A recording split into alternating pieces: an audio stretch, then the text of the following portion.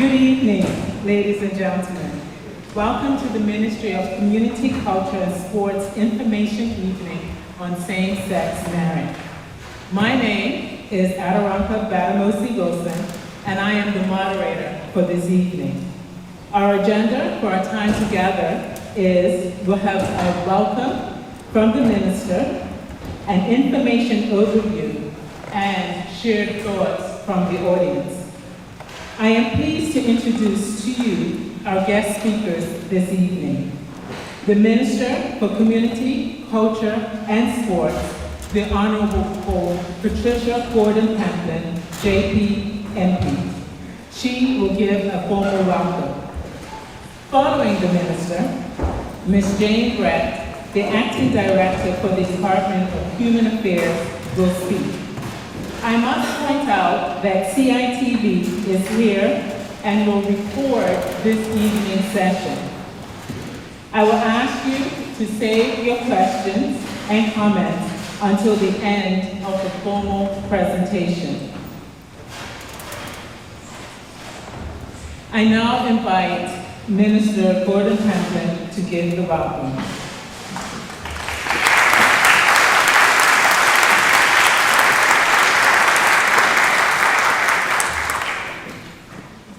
Thank you, Adoranka, and good evening, ladies and gentlemen. Let me first say a hearty thank you for your agreeing to come and to share this time with us this evening for this discussion. Let me also acknowledge the presence of my Senator colleague, Senator Georgia Marshall. Thank you for attending. Also to members of the Department of Community, Culture, and Sports and the Human Rights Division, but I recognize here my permanent secretary, Wayne Carey, my personal assistant, Tracy Wilkinson, and my policy analyst in the picture, and Jane Brett, who you've heard will also be giving the presentation. So let me just let you know that in May of this year, I was presented with a petition requesting that the government consider implementing legislation to give effect to same-sex marriage. As was stated at the handing over of that petition, individuals who had either attained, aspired towards, or who were sympathetic to that marital status recognition in and by Bermuda felt that human rights were not being recognized or upheld.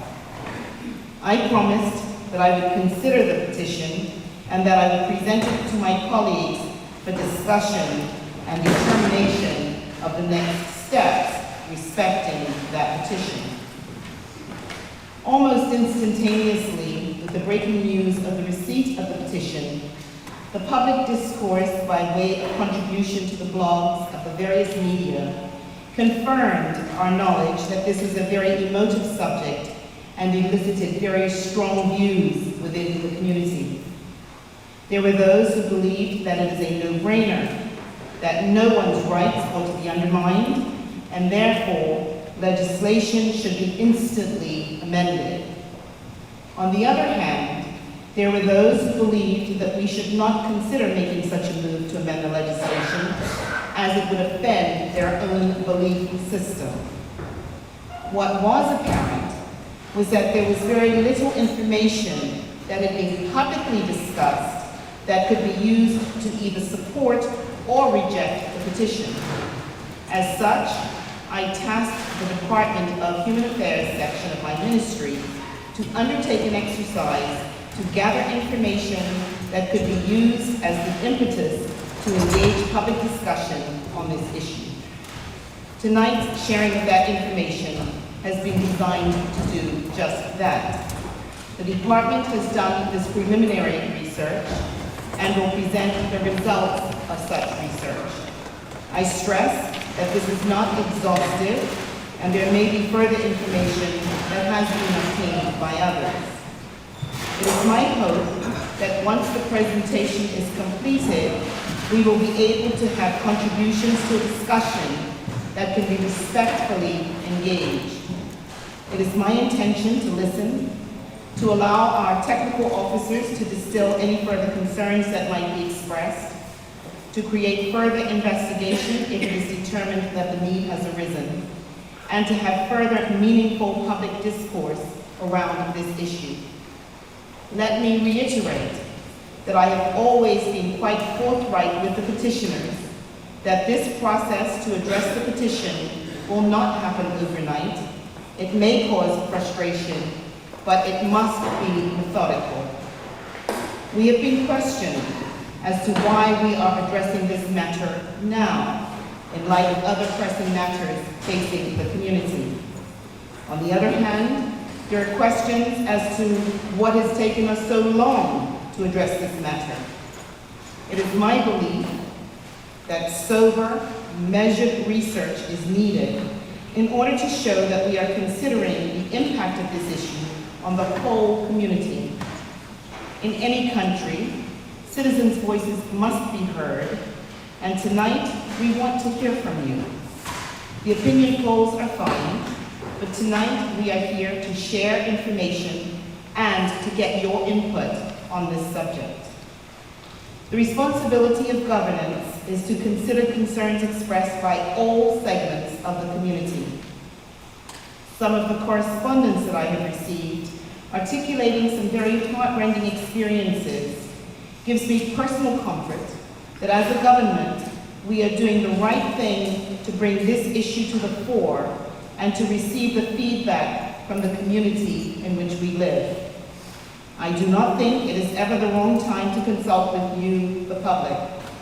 This engagement this evening, along with the meeting to follow on Thursday, is engaging in that consultation.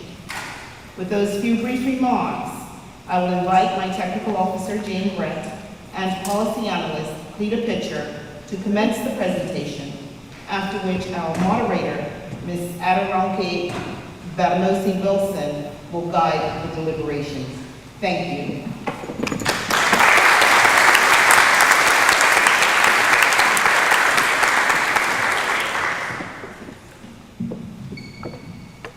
Thank you, Minister, and good evening, everyone. As the Minister said, we will be presenting information tonight on same-sex marriage from several jurisdictions. We'll have a look at their experiences with it, and then we will turn to the Bermuda situation and the current status here. My presentation will take approximately 25 minutes, and then we will open the floor up for any comments and viewpoints. And so with that, we will begin with Bermuda's current position, which is that under Section 15 of the Matrimonial Causes Act 1974, a marriage is void if the parties are not respectively male and female. And due to this particular legislation, same-sex marriage is illegal in Bermuda. The petition entitled Legalize Same-Sex Marriage, that was signed by approximately 2,500 supporters, stated that same-sex couples want to marry for all the same reasons as their opposite-sex counterparts. These reasons include for legal security, to publicly celebrate their commitment, to provide greater legal protection for their children, or simply because they are in love. The petition goes on to elaborate 12 points that support the need to legalize same-sex marriage in Bermuda. Between the 20th of March and the 18th of May 2014, 375 registered voters were contacted and asked their opinion on whether they were in favor or whether they opposed the introduction of same-sex marriages in Bermuda. Nearly 6 out of 10 voters, or approximately 58.5%, opposed same-sex marriages, and 38.4%, or 4 out of 10 voters, were in favor. The remaining 3.2% of voters were uncertain. Profiles of Bermuda conducted the same poll this year, between the 15th of April and the 10th of May 2015. This year, 407 registered voters were asked the same question. Are you in favor or do you oppose same-sex marriage in Bermuda? The results are similar to that of 2014, showing that 58% of voters opposed to same-sex marriages compared to 58.5% in 2014, while 38.6% of voters support same-sex marriages as opposed to 38.4% last year. 3.4% of voters were unsure. Looking now at the route some jurisdictions have taken to legalize same-sex marriage, we find that there are three: legislation, referendum, and court decisions. And we will look at each one of these in turn. Civil partnership, sometimes referred to as civil unions and registered partnerships, provide same-sex couples legal recognition to obtain essentially the same rights and responsibilities as married couples. Same-sex couples who form a civil partnership benefit from a variety of rights and responsibilities beyond the four listed here, such as full life insurance recognition, next of kin rights in hospitals, parental responsibility, and reasonable maintenance of one's partner and their child, to name a few. Although many jurisdictions such as Germany, Croatia, and Switzerland legally recognize civil partnerships, we will look briefly tonight at the position that the United Kingdom has taken. The British government announced in 2003 plans to introduce civil partnerships, and as a result, the Civil Partnership Bill was introduced on the 30th of March 2004. Amendments by the House of Commons were considered, and the bill was passed on the 17th of November 2004. On the 5th of December 2005, the Act came into force, and same-sex civil partnerships were able to take place from the 19th of December in Northern Ireland, the following day in Scotland, and England and Wales on the 21st of December.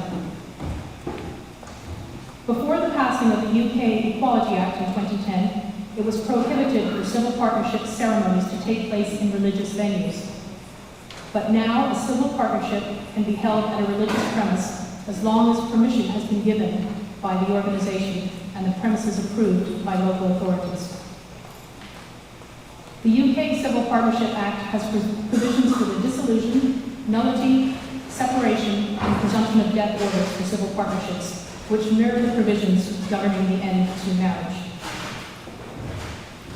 We now move on to discuss the civil partnerships in the UK, overseas territories, and the Crown dependencies. Civil partnerships are available to same-sex and opposite-sex couples in Gibraltar since the 28th of March 2014, making it the only British overseas territory that has legalized same-sex civil partnerships. On the 27th of May of last year, the first same-sex civil partnership ceremony took place. Out of the three UK Crown dependencies, namely Guernsey, Jersey, and the Isle of Man, the last two jurisdictions, namely Jersey and the Isle of Man, legally recognize same-sex civil partnerships. Jersey's legislation taking effect on the 2nd of April 2012. On the 14th of July of this year, a proposition was presented to ask the population whether same-sex couples should be allowed to marry. Since then, as reported in the BBC's article of the 22nd of September 2015, a move to introduce same-sex marriage in Jersey has been approved by the island's government. The draft legislation, which will be voted on separately, is due to come back to the state by January of 2017. In the Isle of Man, same-sex civil partnership commenced on the 6th of April 2011. It was decided in 2014 that same-sex marriages performed in England and Wales, as well as other relationships performed abroad, would be treated as simply as civil partnerships. However, it was announced earlier this year that the Chief Minister intends to repeal the law barring same-sex marriage. The remaining UK Crown dependency, Guernsey, is proposing to introduce same-sex civil partnership this year, as well as the British Overseas Territory of the Falkland Islands. The Cayman Islands have not amended their legislation to introduce same-sex civil partnership or same-sex marriage. They have reconfirmed that their existing definition of marriage, which is between a man and a woman, is sufficient. In the British Virgin Islands, political leaders have not had any discussions relating to legislating same-sex marriage. However, their constitution does prohibit discrimination against people on the basis of their sexual orientation. Nearly 10 years after legally recognizing same-sex civil partnerships, same-sex marriage is now legal in the United Kingdom, with the exception of Northern Ireland, whose executive has confirmed that they do not intend to introduce legislation to allow same-sex marriage. In July of 2013, the UK Parliament passed legislation to allow same-sex marriage, with the Marriage Same-Sex Couples Act of 2013 coming into force on the 13th of March 2014. The Scottish Parliament passed legislation in February of 2014, and the Marriage and Civil Partnership Scotland Act 2014 came into effect in December of 2014. And interestingly, out of all the British overseas territories and the 3 Crown dependencies, the Pitcairn Islands are the only ones to have legislated same-sex marriage. The current options available for same-sex marriages in the UK then are to, 1, form a civil partnership, convert a civil partnership into marriage, or get married. Now, interestingly also, civil partnerships or civil unions, as they're sometimes called, are often established for both opposite sex and same-sex couples. However, in the UK, as we've already stated, they're only for same-sex couples. And there's currently an ongoing court case in the UK claiming that civil partnerships are discriminatory, as they do not extend to heterosexual couples. And the couples say they do not wish to enter a formal union which brings with it all the traditions of marriage, but simply want a civil partnership. And that case currently is ongoing. The first same-sex marriage bill in the world was signed by Queen Beatrix in the Netherlands on the 21st of December 2000. On the 1st of April 2001, the Netherlands was the first country in the world to legalize same-sex marriage by amending a single sentence in the existing civil marriage statute, which now states, "A marriage can be contracted by 2 people of different or the same sex." The legislation allows same-sex couples the right to marriage, divorce, and adopt children. Some jurisdictions have also legalized same-sex marriage by way of referendum. On the 22nd of May 2015, a historic event occurred when Ireland became the first nation to vote in favor of legalizing same-sex marriage by referendum. This is noteworthy because Ireland has a large Catholic population, and according to their 2011 census, approximately 84% of the overall population is Catholic. Nearly 2 million people voted in that referendum, and out of the 2 million, some 62% voted yes to change their constitution to provide that marriage is recognized irrespective of the sex of the partners, while 38% voted no. And on the 29th of August 2015, the bill was signed into law by President Michael Higgins as the 34th Amendment of the Constitution, Marriage Equality Act of 2015, which requires that state to provide for same-sex marriage. A couple of jurisdictions have legalized same-sex marriage by a court decision. And on the 19th of June of this year, Mexico's Supreme Court ruled that laws restricting marriage to a man and a woman were unconstitutional. The decision means that same-sex couples may marry by court injunction in states which have not legalized same-sex unions until that status is changed. Same-sex couples must still file a petition in a court on a case-by-case basis. Mexico is also known for its large Catholic population, and it is reported to have the 2nd largest Catholic population in the world, according to the Pew Research Center. And according to Reuters, on 3rd of July 2015, a survey was conducted by polling firm Parametria in Mexico, which revealed that 48% of the population is against same-sex marriage, while 43% are in favor of same-sex unions, and the remaining 9% were uncertain. Moving on now to the decision that I'm sure you are all very familiar with, the historic 5-4 decision, which was handed down by the United States Supreme Court in Obergefell versus Hodges, stated that the fundamental right to marry is guaranteed to same-sex couples by the 14th Amendment to the United States Constitution, which addresses citizenship rights and the equal protection for laws. This ruling requires all states to grant same-sex marriages and recognize same-sex marriages granted in other states at federal and state levels. This ruling, as I'm sure you are all aware, has not been accepted by everyone. In the state of Kentucky, Rowan County Clerk Kim Davis refused to issue marriage licenses to same-sex couples based on her Christian beliefs. And to quote CNN, a federal judge ordered Davis to jail earlier this month over her refusal to issue marriage licenses with her name on them to same-sex couples in her county. Before being ordered to jail, Davis also refused to allow clerks in her office to issue licenses. She cited her biblical opposition to same-sex marriage. Davis spent 6 days in jail for contempt of federal court, and since her release, she has allowed the licenses to be issued, but only with her name and title removed. Each license includes a statement saying it is issued pursuant to a court order. The American Civil Liberties Union has filed a motion in federal court claiming Davis's actions are interfering with the licenses in defiance of the federal order, possibly making them invalid. Moving on now to the European Convention on Human Rights, I'll just give a short background on the convention. The convention was enacted in Rome in 1950, and the European Court was established in 1959 in order to enforce compliance with the convention. Based in Strasbourg, France, the court accepts cases from both individuals and states, and it only takes on a case after all possible legal recourse has been exhausted in national courts, and rulings are binding on the state against which the case has been brought. Enforcement of rulings is handled by the Committee of Ministers, comprised of the foreign ministers of the 47 member states. Moving on now to the case, a particular case against Italy. The same-sex couples in Italy had no satisfactory legal avenue to achieve legal recognition of their relationships, including civil unions or registered partnerships. Efforts by the Italian government, led by the Prime Minister, to pass legislation recognizing same-sex civil partnerships in the past few months have stalled in the face of conservative opposition.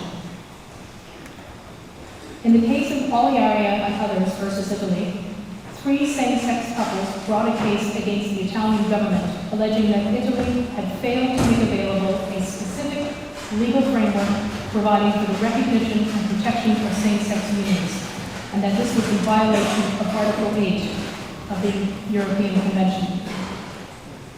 On the 21st of July of this year, the European Court agreed with the applicants and unanimously held that there had been a violation of Article 8 of the Convention, and that Italy should introduce the possibility of legal recognition for same-sex couples.